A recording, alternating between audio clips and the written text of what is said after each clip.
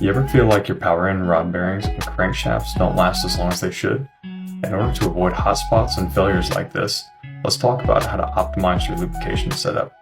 This video will specifically be about the lube circuits on the ST9 digiFrac electric pump. First, as always, lock out and tag out your generator and pump trailer. First, let's start with a quick overview of the major parts of the lube circuit. There are 4 different fluids that are used to cool digiFrac components. Number 1, power end lube oil. Lube oil is pumped through the power end and cools all moving components of the crankshaft, bearings, and gearbox. If you've worked on a traditional combustion engine frac pump, this particular circuit will be very familiar to what you already know. The lube oil should be flushed and completely replaced in the event of a power end failure. Number 2, ethylene glycol. Inverters produce a lot of heat converting DC to AC current. To cool them, glycol is pumped through the inverters.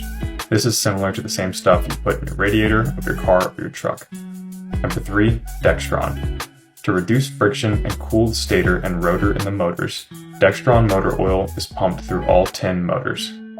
Number 4, packing oil. Packing oil is used to lubricate and cool the fluid end plungers. This circuit is also similar to what you have seen on combustion engine frac pumps.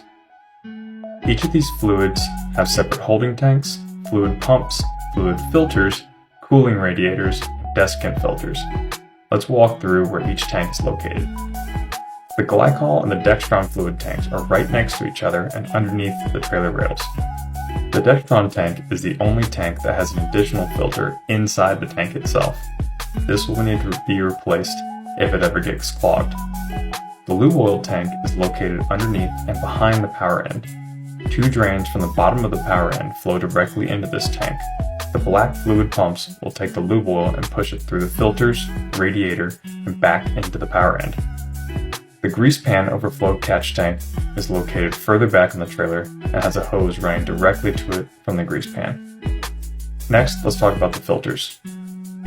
3 fluid filters are towards the rear of the trailer underneath the radiators. When the system is off and cooled down, you can unscrew the tops of the filter housings and replace the filters. When the filters are ready to be changed, the green dot on top of the housing should disappear. Come to the side of the pump and you'll find the sight gauges. Before running digiFrac, ensure that all levels are within acceptable range as noted by the sight glass indicators. To fill any one of the 3 fluids, you'll need to remove the cap, connect the hose, and open the ball valve. When the unit is off and no pumps are running, the fluid levels should look like this. When the unit begins to run, the glycol and power end lube oil levels will drop and the dextron levels will rise. Packing oil level should remain steady and drop slowly over time during operation. The catch tank is an overflow for the grease pan and should not change rapidly during operation. In addition to these sight glasses, there will also be sight glasses on each individual fluid tank as a backup.